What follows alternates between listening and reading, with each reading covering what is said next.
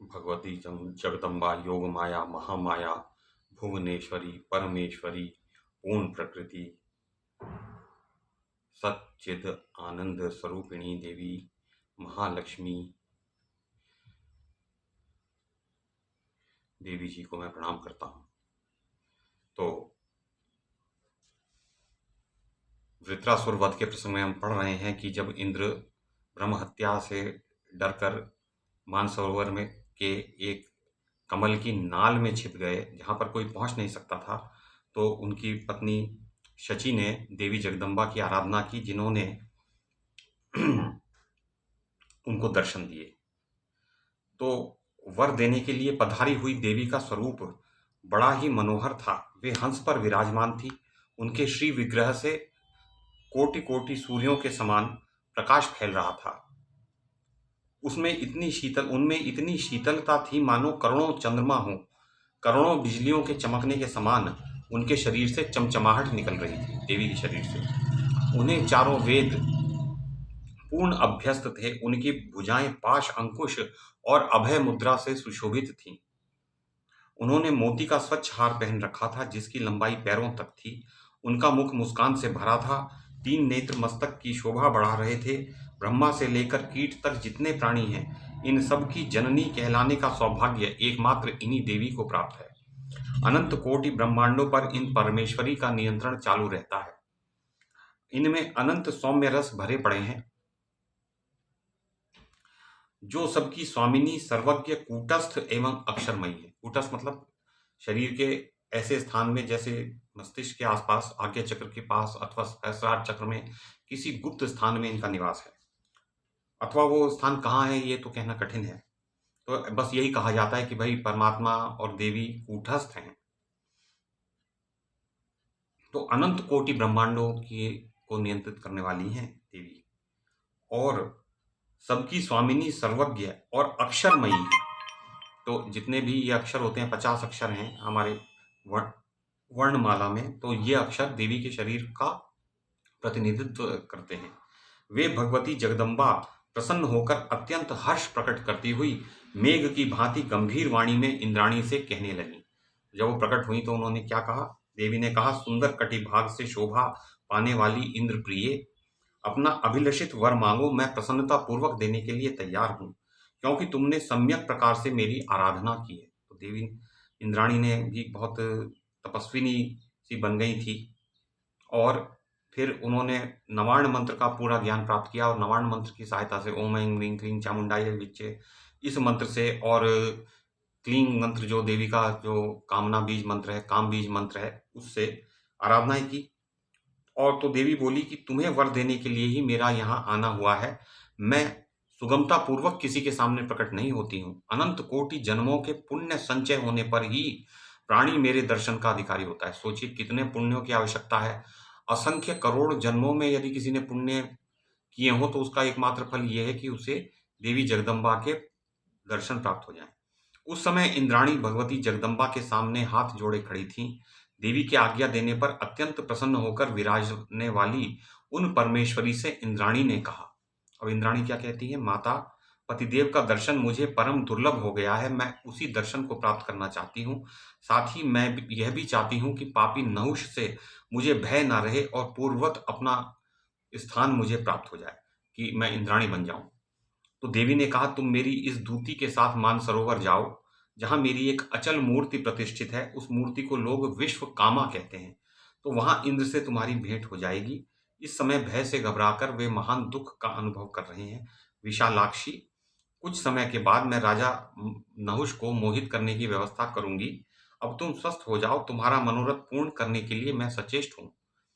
मेरे प्रयास से मोहित हुआ राजा नहुष तुरंत ही इंद्रासन से च्युत हो जाएगा। व्यास जी कहते हैं, राजन, तदनंतर भगवती जगदम्बा की एक दूती इंद्राणी को साथ लेकर तुरंत उनके पतिदेव के पास पहुंच गई। शची ने पतिदेव का साक्षात्कार किया। परमेश्वरी भगवती का जो विग्रह, जिसे विश्वकामा कहते हैं, उसका भी उन्होंने दर्शन किया। तो वो देवी साक्षात वहां थी, विश्वकामा देवी, तो उनको देखा। उस समय वहीं देवराज छिपकर कालक्षेप कर रहे थे। इंद्राणी के मन में बहुत दिनों से पतिदेव के दर्शन की लालसा लगी हुई थी। अभीष्ट कार्य सिद्ध हो गया, इससे वे प्रसन्नता से गदगद हो गईं। व्यास जी कहते हैं, राजन, विशाल नेत्र वाली इंद्राणी का हृदय चिंता से भरा था। ऐसी अपनी प्राण प्रिया को सामने उपस्थित देखकर इंद्र आश्चर्य प्रकट करते हुए उनसे कहने लगे, प्रिय, तुम यहाँ कैसे आ गईं? शुभानने, मैं यहाँ हूँ, यह रहस्य तुम्हें कैसे ज्ञात हुआ? मेरे यहाँ रहने की बात जानने में तो संपूर्ण प्राणी असमर्थ हैं। शची ने कहा, प्रभो, इस समय भगवती जगदम्बा की कृपा प्रसाद से मुझे आपकी सारी जानकारी प्राप्त हुई है। देवेश्वर, उन्हीं की कृपा के सहारे मैं आपको पा सकी हूँ। देवताओं और मुनियों ने नहुष नाम वाले राजर्षि को आपके स्थान पर नियुक्त कर दिया है। उसके द्वारा मैं अत्यंत कष्ट पा रही हूँ। बलार्दन, वह नीच मुझसे यों कहता है कि सुंदरी, तुम मुझे पति रूप से स्वीकार कर लो। मैं ही देवताओं का अध्यक्ष इंद्र हूँ। पतिदेव, अब मैं क्या करूं? तो इंद्र ने कहा, वरारोहे कल्याणी, जिस प्रकार अनुकूल समय की प्रतीक्षा करते हुए मैं यहाँ ठहरा हूं, वैसे ही तुम भी अपने मन में धैर्य रखकर वहां कालक्षेप करो। इंद्र ने कहा, वरारोहे। तो व्यास जी कहते हैं, राजन, परम आदरणीय पतिदेव के यों कहने पर इंद्राणी के मन का संताप दूर नहीं हुआ। कांपती तथा लंबी सांस खींचती हुई वे इंद्र से कहने लगी, महाभाग, मैं कैसे रहूं? नहुष अत्यंत दुराचारी है। वर पा जाने से वह अभिमान में प्रमत्त रहता है। अब इस आपत्ति काल में पति विहीन रहकर मैं कैसे समय व्यतीत करूंगी? इंद्र बोले, वरानने, मैं तुम्हें उपाय बताता हूं, उसे करो। तभी इस दुखप्रद समय में तुम्हारे शील की रक्षा हो सकेगी। राजा नहुष बड़ा पापी है। जब बलपूर्वक वह तुम्हें प्राप्त करने की चेष्टा करे, तब प्रतिज्ञा करवाकर उसे धोखे में डाल दो और उससे अनुचित कार्य करवा दो। मदालसे, तुम एकांत में नहुष के पास जाकर कहना कि जगत प्रभो, आप ऐसी दिव्य सवारी से मेरे पास पधारें जिसको ऋषिगण ढोते हों। तो उसमें जो पशुओं के बजाय ऋषियों को ढोया जाए, ऋषियों को जोता जाए। ऐसा होने पर मैं प्रसन्नता पूर्वक आपके वश में हो जाऊंगी, क्योंकि मैं इस प्रकार का नियम बना चुकी हूँ। उस कामांध नरेश द्वारा मुनि लोग पालकी ढोने में नियुक्त किए जाएंगे। ऐसी स्थिति में यह निश्चित है कि उन तपस्वियों के शाप से नहुष जलकर भस्म हो जाएगा। इस कार्य में भगवती जगदम्बा तुम्हारी सहायता करेंगी। भगवती जगदम्बा को स्मरण करने वाला व्यक्ति कभी भी संकट में नहीं पड़ सकता। देखिए, यदि कभी दुखदायी समय सामने आ जाए तो यही समझना चाहिए कि इसी में हमारा कल्याण निहित है। और अतएव तुम मणि पर्वत पर विराज रहने वाली भगवती भुवनेश्वरी की सम्यक प्रकार से आराधना में तत्पर हो जाओ और बृहस्पति जी के कथनानुसार उनका पूजन करती रहो। तो बृहस्पति जी बताएंगे पूजन की विधि।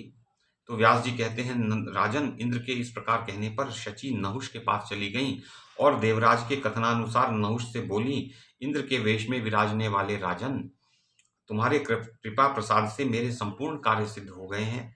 परंतु देव, तुम बड़े शक्तिशाली पुरुष हो। मेरे मन में अभी एक मनोरथ छिपा हुआ है, उसे सुनो राजन। मेरी यही अभिलाषा पूर्ण कर दो, फिर तो मैं तुम्हारे अधीन रहना स्वीकार कर लूंगी।